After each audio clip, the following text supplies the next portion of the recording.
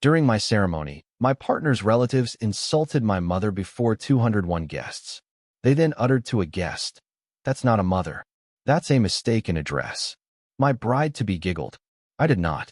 I then rose and halted the nuptials before everyone. After that, I took this action. The next day, their reality shattered because my name's Dylan, 31 years old. Most people know me as a stockbroker, someone who's always composed, always got the numbers. But that's just the surface. I come from a nurse who worked brutal night shifts and a mechanic who taught me how to read numbers like a second language. I live by precision, by data. But on that day, the data point that mattered most wasn't on a stock chart. It was a single, cruel laugh. And I completely lost my composure. Can you imagine standing at your own wedding, minutes from saying, "I do," only to hear your fiancée laugh as her family tears down the woman who raised you? That's what happened to me. And in that moment, everything changed. My wedding day became the day I burned it all down. It was my wedding day. Black tux, slim tie, cufflinks from my dad's old toolbox. Little chrome discs polished so clean you could see the ceiling lights in them. My mom sat in the front row, in a beautiful navy dress she'd saved up for, smoothing the skirt with hands that have comforted more patience than I can count. She looked nervous, but so incredibly proud. I kept looking at her, trying to steady myself. A server brushed past with champagne. Laughter rolled from the cluster of Lana's family, near the aisle. And then I heard it. The laugh I knew too well. "Hi," sharp, her mother's. Then the words, clear as a bell, cutting right through the soft violin music that was just starting to warm up. "Look at that one," her aunt sneered, not bothering to lower her voice. "That's not a mother. That's a mistake in address." My spine went cold. I turned. They weren't whispering. They weren't even pretending. And Lana, my fiancée, was right there with them. She pressed her lips together like she was trying not to laugh. Then, she actually did. A quick, bright burst, like someone popping a balloon. My mom heard it. I watched her smile just slip. The corners of her mouth sank. She looked down, as if maybe the fabric of her dress could just swallow her whole. I didn't think. I just moved. It was like an instinct, raw and pure. I walked straight to the DJ booth, grabbed the mic, and the music died. 200 eyes were on me. I looked at Lana, at her sneering mother, and then at my own mom, whose face was crumbling. My voice was steady, but inside, I was raging. "Hey," I said, my voice echoing a little too loud in the sudden silence. "Before we start, I need to say something." 201 heads turned. Lennon rustled.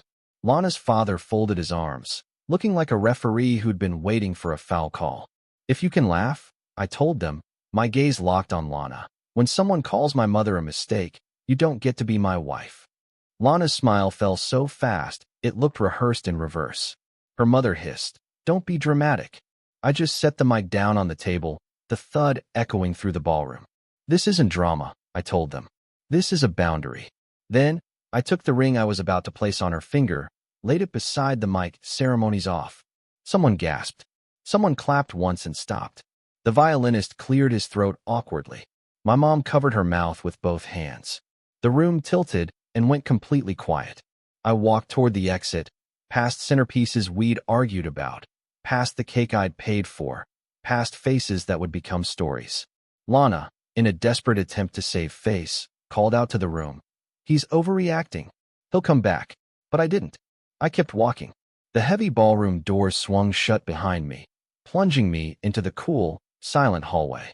My phone immediately started vibrating, a hornet's nest in my pocket, but I ignored it. I found a service corridor, leaning my forehead against the cold tile. All I could see was my mom's face, the smile dissolving.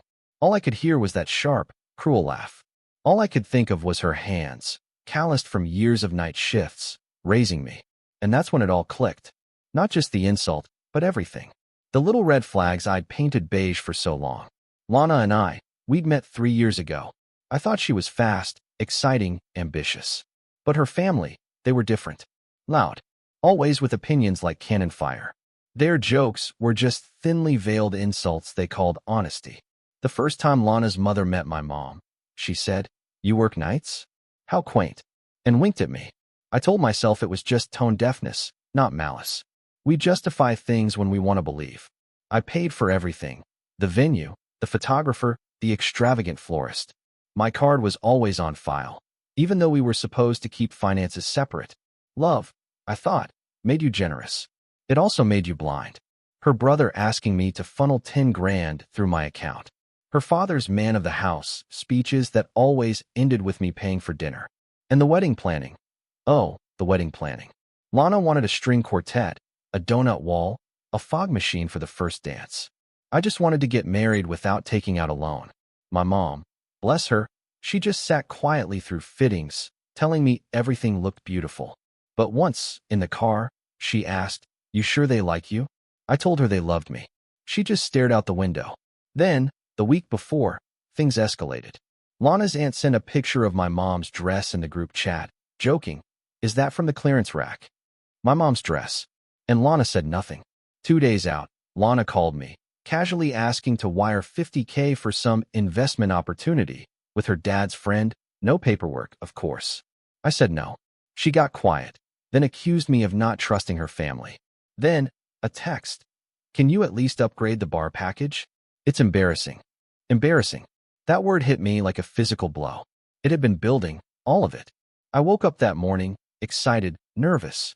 My mom sent me a selfie in her navy dress. Eyes a little watery, "Just proud of you." I texted back, "Wait till you see the dance." I meant it. I wanted this day to be perfect, clean, pure. And then came the laugh, the insult, the mic, the ring, the door, the hallway. It wasn't just a canceled wedding. It was the crushing weight of every dismissive look, every cutting remark, every expectation that I'd just pay up and shut up, finally breaking. My phone kept buzzing, frantic. "Lana, come back, you're making a scene."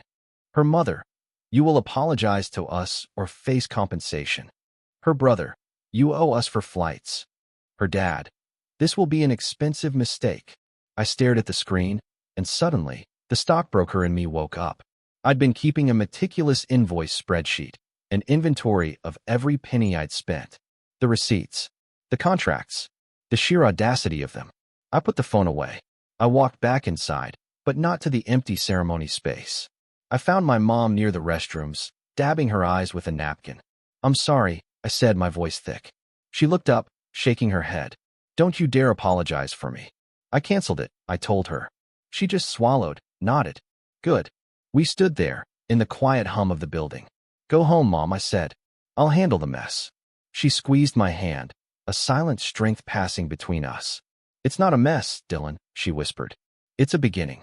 I didn't believe her yet. But as I watched her walk away, something shifted. I wasn't just angry. I was cold, calculated. It was time to make calls. The insult was a spark, but the laugh? That was the tinder. The money wasn't the point. It was the currency of respect they thought they could exploit. I went to work. First, the venue manager. "Contract holder is me," I told him, my voice steady. "Ceremony canceled. Hold all refunds for my card. We'll itemize damages." I emailed him screenshots, receipts. People act differently when you have the paperwork ready. Then the photographer. Clause 7B. I dictated. Deliver only images of my side and neutral shots. No gallery link to the bride's family. Balance paid now. I called the florist, the bank, flagged every vendor. And finally, I called my apartment building. "Please add my mother to the guest list. She's staying with me." I strode back through the now scattered ballroom. Lana and her family were huddled at the head table, phones in hand. Her mother saw me and lunged. "You humiliated us," she shrieked. "You humiliated my mother." I shot back, calm as ice. "You said it was a joke." "No." I corrected her. "A joke lands on yourself. An insult lands on someone else." Lana, her voice suddenly soft, tried to pull me aside. "Dylan, can we talk alone?" I looked at her. "In a minute. First, your mother needs to apologize to mine." Her mother actually laughed. "We don't apologize for jokes." "Then you don't get access to anything I paid for," I stated flatly. "Bar, DJ, everything. This event is over." Her dad, jaw tight, tried to pull rank. "Son, I'm not your son," I cut him off. "And for the record, the deposits are mine, the contracts are mine, the card is mine." He sputtered something about reputations. Lana grabbed my arm. "If you walk out, no one will ever forget this." I just looked at her, my voice low and steady. "If I stay, I'll forget myself." That was it. The breaking point. Not with a bang, but with a quiet, certain click. I walked away, not just from a wedding, but from a life I almost lived. In the parking lot, a groomsman asked if I was okay. Not yet, I told him. He offered a ride, but I just shook my head. I drove. I watched the white limo Lana had insisted on pull up, idle, then turn around. The driver had gotten my text. One less thing for them to weaponize against me. I got in my car, the silence heavy, and drove home. People think aftermaths are loud, dramatic, full of fireworks and sirens. They're wrong. An aftermath, a real one, is quiet. It's passwords, PDFs, and the precise, satisfying ping of emails landing exactly where you planned. I sat at my desk, tie loosened, jacket off, and got to work. First, money. I closed the joint wedding account we'd barely used.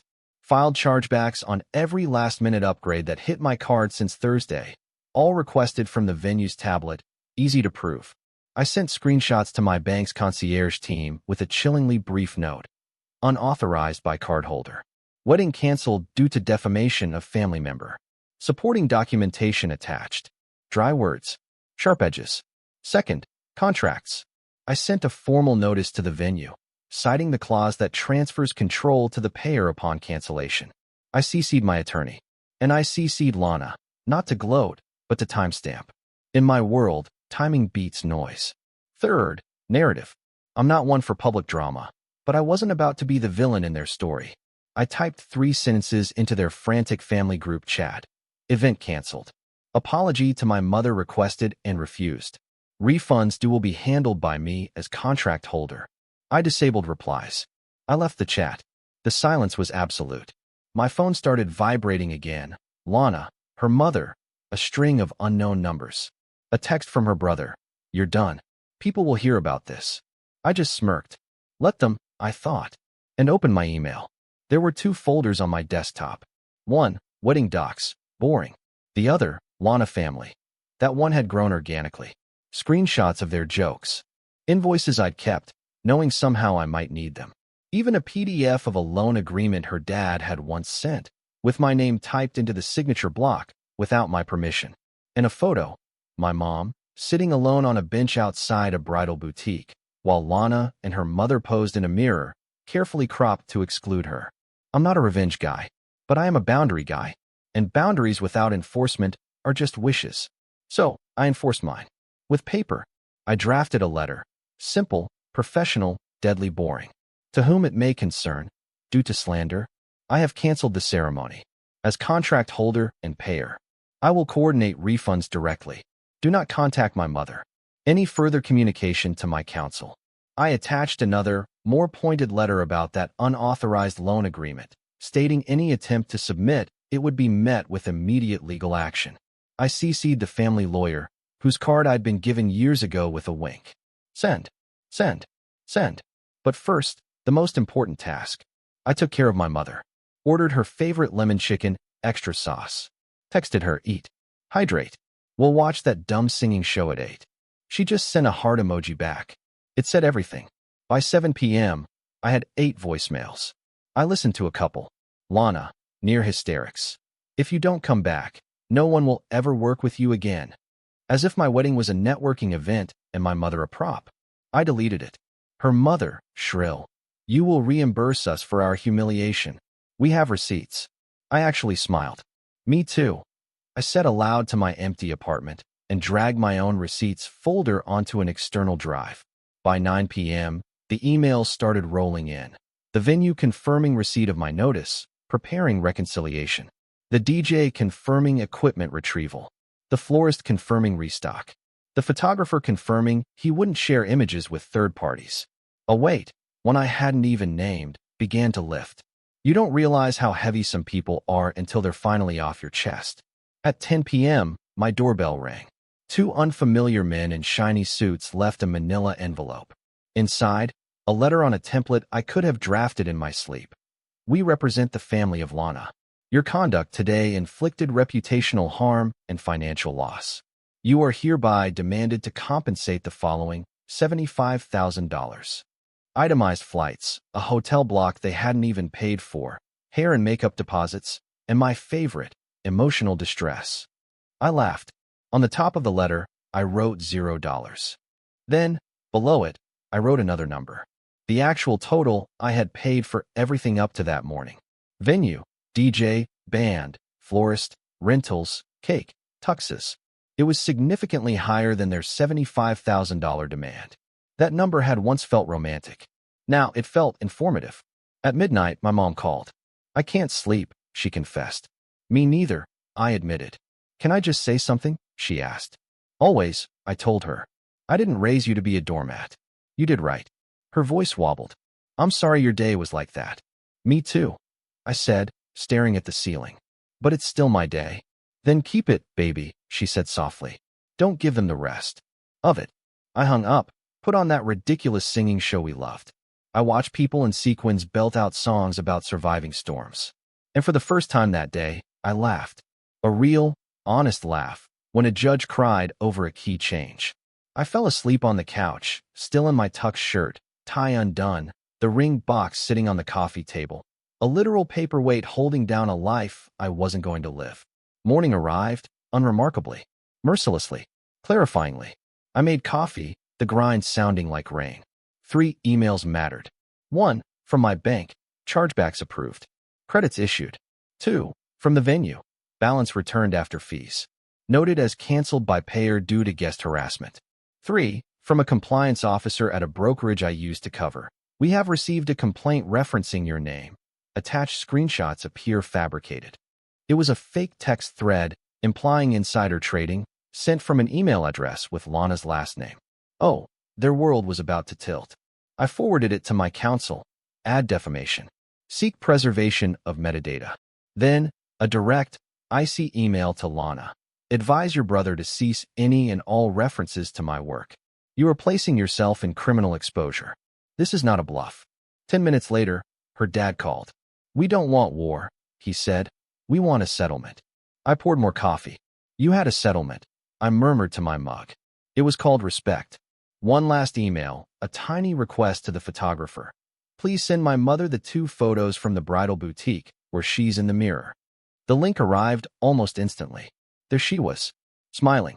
You couldn't crop her out of this one. By noon, their carefully constructed narrative was crumbling. My phone wasn't a hornet's nest anymore. It was a lifeline. Friends reached out. "Heard what happened. We've got your back."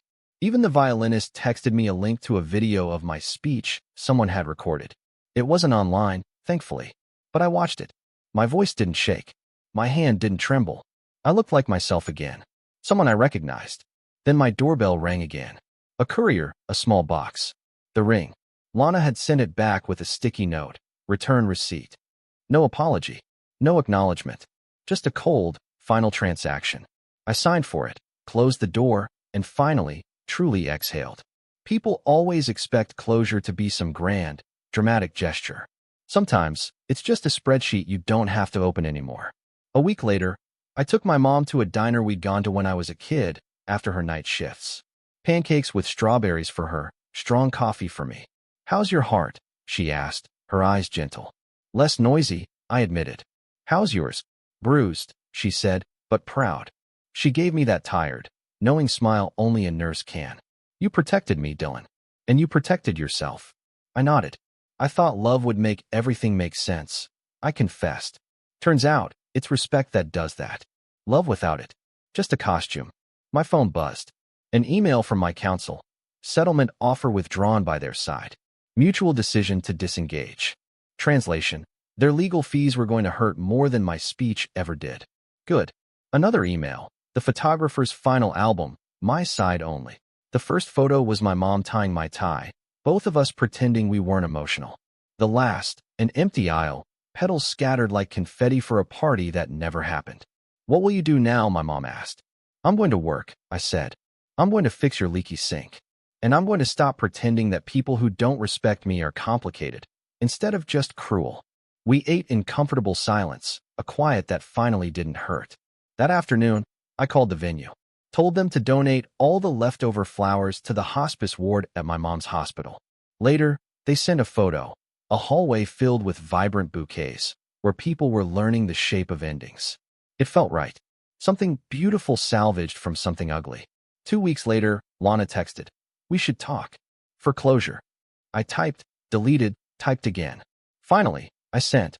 We had closure. It happened when you laughed. Then I blocked her. Not for punishment, but to close a door that was never meant to be open. Months turned into a blur. I slept, I lifted, I took my mom to a matinee on a Tuesday, just because we could. When markets were bad, I didn't seek comfort from someone who despised my family. When markets were good, I didn't feel the urge to buy forgiveness with a fancier bar package. Then, one morning, my inbox pinged. A note from a client who'd heard the story through the grapevine. "You kept your boundary in public," he wrote. "I want a broker who will do the same when a boardroom gets ugly." He moved his account to me. It wasn't about the commission. It was a powerful reminder. The world doesn't end when you stand your ground in front of people who expect you to fold. The last piece of closure arrived quietly. A plain envelope, no return address. Inside, a handwritten apology from Lana's aunt. Shaky, uncertain strokes on lined paper. "Dylan, I'm sorry for what I said about your mother. It wasn't a joke. It was cruel. I've never been good at apologies. I'm trying." It didn't fix anything. It didn't have to. I folded it, tucked it into a drawer with my dad's cufflinks. That same day, my mom texted me a photo of the hospice flowers, vibrant in the hallway. Her caption, "Your mess made their hallway beautiful. Here's my closure. That's how you know it's over." In words so simple, I don't need to reread them to remember. I will never stand next to someone who laughs at my mother. I will never buy my way into a family by financing their disrespect. I will never let love be an excuse for erasing myself at the door. My name is Dylan. I didn't get married that day. I got something far more important. A life with clear boundaries, with a lock on it, and a very short list of names who keep keys only if they've truly earned them. And for once, I didn't need a stock chart to know I was right. So, I have to ask you, have you ever had a moment where you realized you had to burn everything down to rebuild it stronger? What would you have done in my shoes? Let me know in the comments below.